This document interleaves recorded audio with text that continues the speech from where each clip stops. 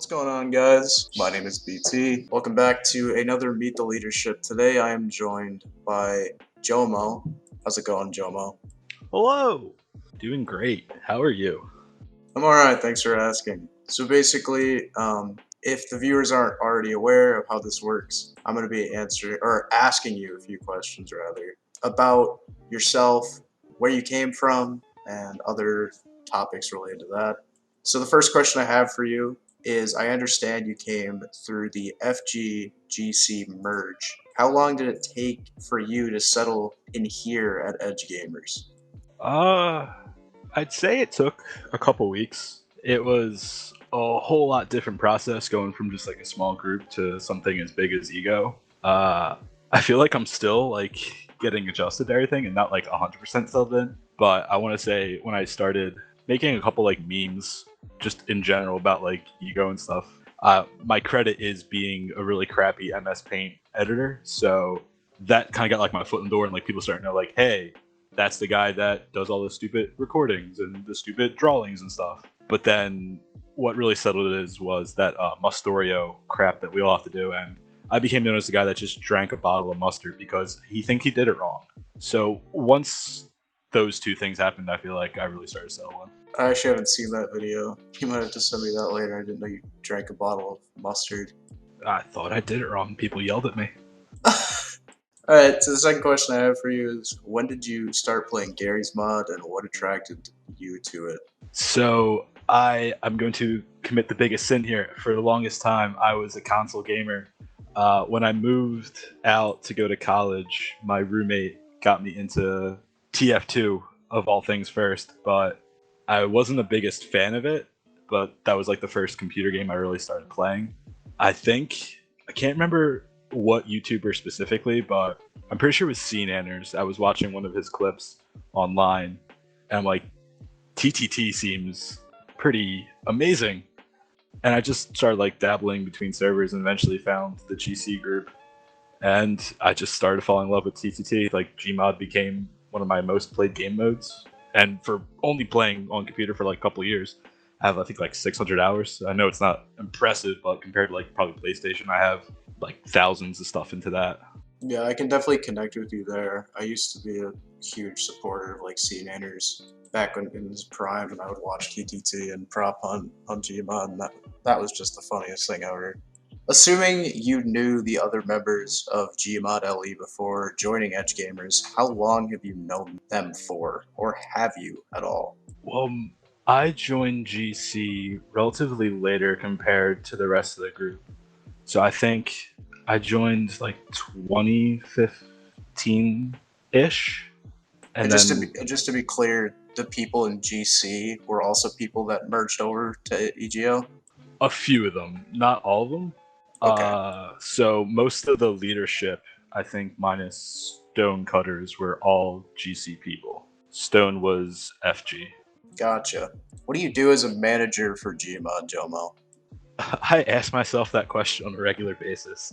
I started off as recruitment, realized I knew little to nothing about the whole fear shop, which is what we were focusing mainly on recruitment for. So now I'm just kind of general support.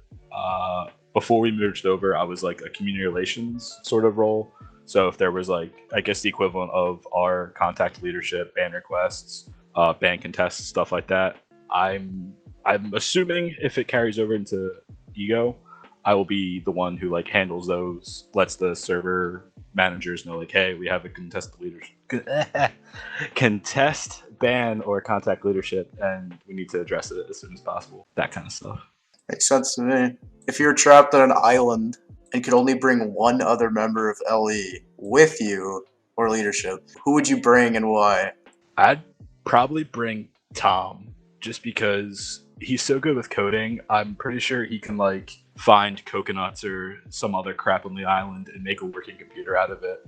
So The amount of stuff I've seen him do in a short amount of time with like Lua and ULX and all that stuff, I'm trusting him. So just to be clear, coding works with finding food on an island? It'll happen. I mean, if in Star Trek they can make food out of like wires and stuff, they can happen on the island. I'll trust you on that, I guess. Thank you. What's your favorite childhood cartoon or TV show? Oh, I'll probably have to go with the thing that kept me going every Saturday morning, Pokemon Indigo League. I'm that old. I was gonna say that's an older one, isn't it? Yeah, I'm a boomer. Can't help it. If Gary's Mod wasn't a game, what other game would eat up your time? I think I stopped playing it with all the new updates, but I feel like if I had a good group, which through like ego, probably Rust. I spent a good chunk of time when I wasn't playing GMod, playing Rust, mainly on like solo servers and stuff like that. But I don't know. Maybe I can get back into it, even though there's all these stupid additions they added since I've been playing. Yeah, have you talked to any of the people in the Rust community here? I haven't just because I haven't downloaded the game yet. I had really crappy internet, and that was part of the reason why I stopped playing Rust on top of all the really bad updates. But now that I upgraded to more than 2 megabits a second, I'm definitely considering reaching out and trying to join the server every once in a while. Yeah, I hear it's fun. If you could make your own game, what genre would it be? So, for example, FPS, puzzle, indie, sandbox, etc. Hmm.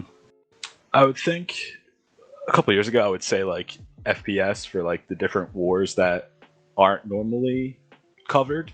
But there have been so many games like that lately that I probably just go with the safe bet and, like a survival crafting, build your own sort of thing. I guess it's similar to like a Rust sort of gameplay. Awesome. What's your favorite and least favorite holiday? Favorite, I'd have to say Thanksgiving, simply for the food. I can eat sweet potatoes and turkey every single day for the rest of my life if I could, but unfortunately, it's like frowned upon unless it's Thanksgiving. For least favorite, this is gonna people are gonna give me flack on this. I don't like Halloween. I'm not a big spooky season kind of person. Like everyone from the different LA teams, like Summer and a couple other people, have been trying to play Phasmophobia, and I just sit in the truck the entire time. I can't do spooky. No, no, no. No, I'm totally with you there. I tried playing Phasmophobia. I was in the tutorial and I was scared. I quit the tutorial. It was the worst $14 I spent, but I spent it. I played it too long to get a refund. I'm in it for the long run now, though. Are you like okay with scary movies though, or is it just anything like spooky? Just you're not with at all. Dude, I can't do anything spooky. I am the pansiest person in the world. Like, I think it wasn't even like anything like real like terrifying in the game. Like, I think it was just like a noise went through my headphones, and I started crying and took my headset off. Jeez. All right, JoeMo. What's one sport you like to watch and one sport you cannot stand watching? Oh, I love hockey. Season ticket holder for the Flyers. They continue to disappoint me every single year. So I was about yeah. to tell you the same thing.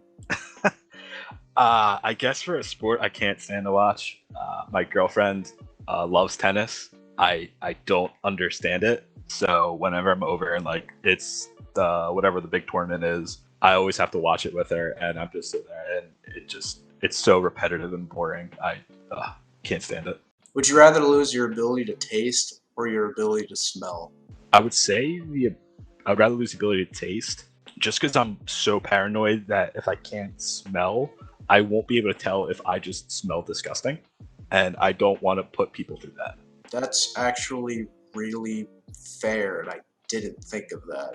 I was gonna say smell, but now I'm actually leaning towards your decision. And finally, what is your biggest pet peeve? I'll redeem myself and that's my girlfriend if she ever decides to watch this. I've learned to despise people who chew with their mouth open. I've ever since she's pointed out that I do it, I now notice when every single, whether it's friend, family, whoever, just starts like chomping on gum, cookies, anything. It just the nails on the chalkboard now to my. I can't stand it. All right, JoeMo. Thanks for giving us some of your time. Hope you have a wonderful rest of your night. Oh, thank you. You too. All right, everyone. This has been EdgeGamers Meet the Leadership with JoeMo. Thanks for watching.